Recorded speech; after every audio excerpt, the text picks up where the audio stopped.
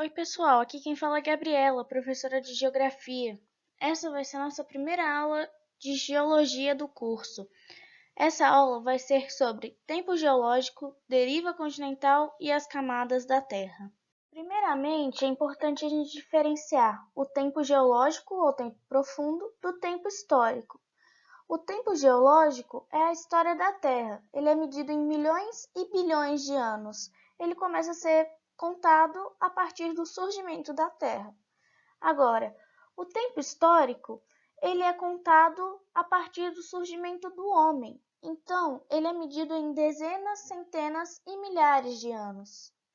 A história da Terra começa há cerca de 4,5 bilhões de anos atrás com seu surgimento. Essa datação foi feita por meio do decaimento da radioatividade de urânio. Esse método de datação radiativo é muito usado por arqueólogos para eles saberem a idade de fósseis e micro-organismos que eles acharem. Esse método mostra a evolução da ciência, mas uma questão que a ciência ainda não conseguiu responder foi sobre a criação ou surgimento da Terra. Até hoje, a teoria mais aceita é a que foi idealizada por Kant em 1755, que a gente chama de a hipótese da nebulosa. Essa teoria implica que uma nebulosa, ou seja, uma nuvem espacial de gases ionizados, poeira, hidrogênio e hélio, no espaço recebeu uma onda de choque externa. Essa onda de choque fez com que as partículas que estavam dentro dessa nuvem começassem a se movimentar.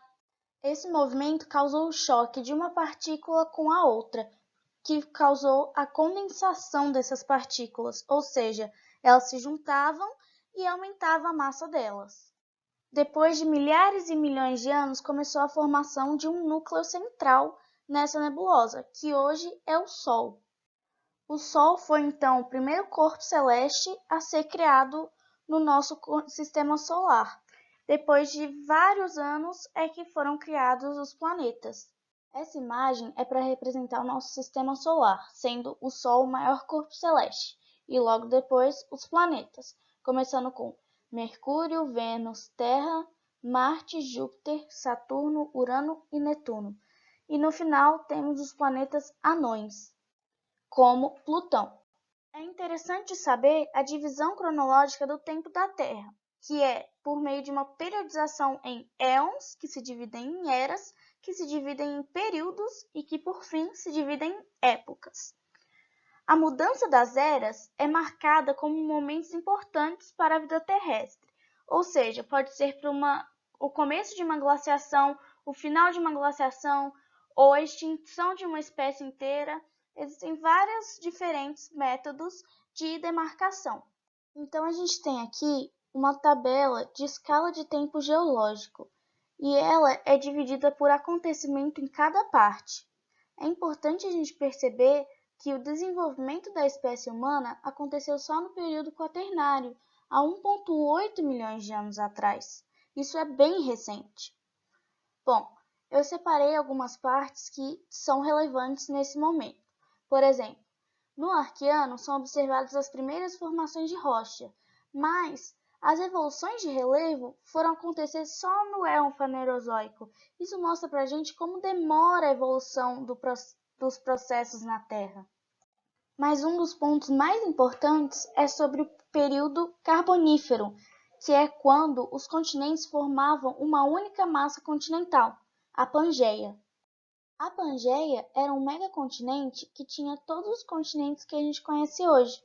Isso é visto pelos cientistas através da observação de padrões geomorfológicos que se repetem no mundo todo, como, por exemplo, a similaridade do formato das costas, a observação de estruturas geológicas similares em locais atualmente afastados, tipos de rochas presentes na costa sul-americana e africana e a semelhança dos fósseis, ou seja, em um lugar eles acham um fóssil, em outro lugar, em outra parte do mundo, eles acham um fóssil muito similar.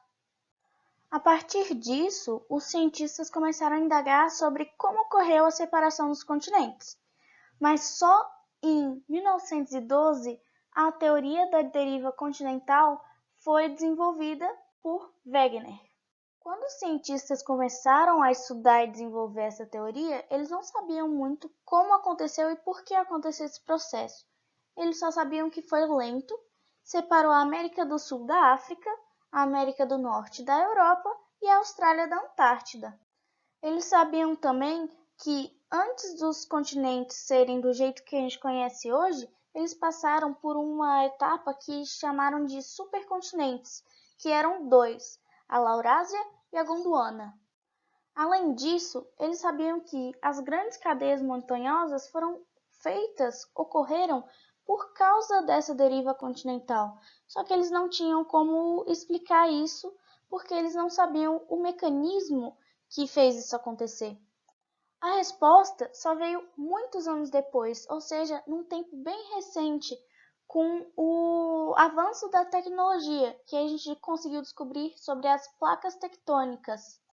As placas tectônicas fazem parte da estrutura interna da Terra e, aparentemente, foram elas que causaram a deriva continental. Aqui a gente tem uma animação que mostra como a Pangeia se fragmentou em Laurásia e Gondwana e mais tarde se fragmentou em vários outros continentes, e ele mostra a evolução através do tempo, mostrando também os períodos em que aconteceu cada etapa.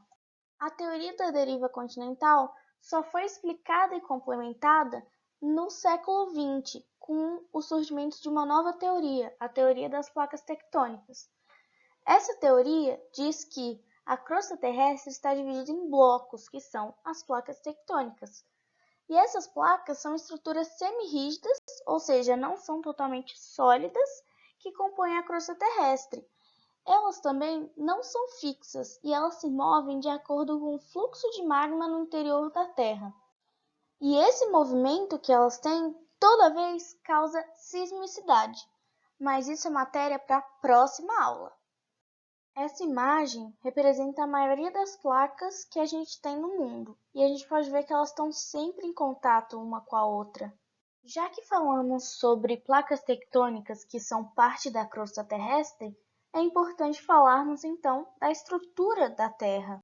A estrutura interna da Terra é dividida em camadas. Cada camada tem sua temperatura, pressão e composição específica. A primeira camada é a crosta. Ela compreende tudo que é na parte externa do planeta.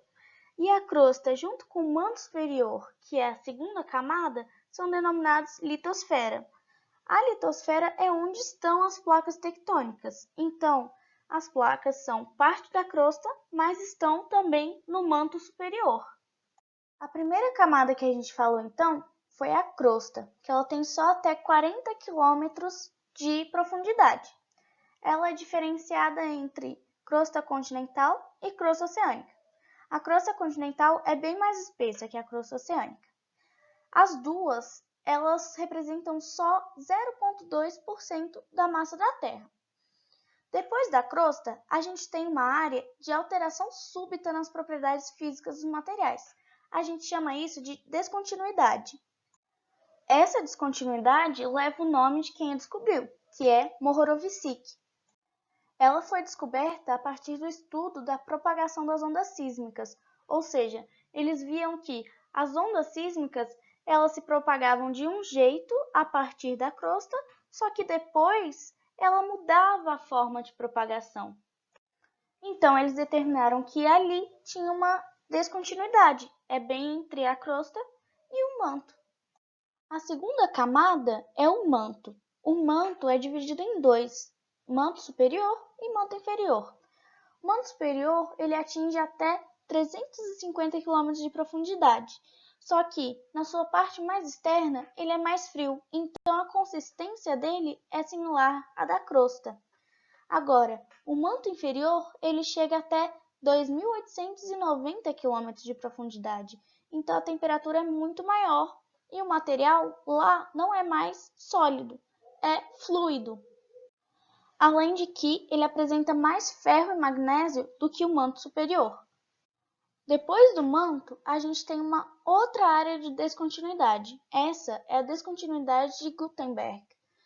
Ela foi observada a partir da diminuição da propagação das ondas sísmicas. A última camada é o núcleo, que também é dividido em dois, núcleo externo e núcleo interno. O núcleo externo ele chega a 5.100 km de profundidade. Ele é composto basicamente de ferro no estado líquido, porque a temperatura é muito alta, é de 3.800 graus Celsius mais ou menos. Lá também é a região onde é formado o campo magnético da Terra. Já o núcleo interno, ele atinge 6.370 km de profundidade, e ele é composto principalmente de ferro e níquel. E apesar da temperatura ser 5.000 graus Celsius, por causa da pressão, que chega a 300 milhões de atmosferas, o material que está lá, na verdade, é em estado sólido.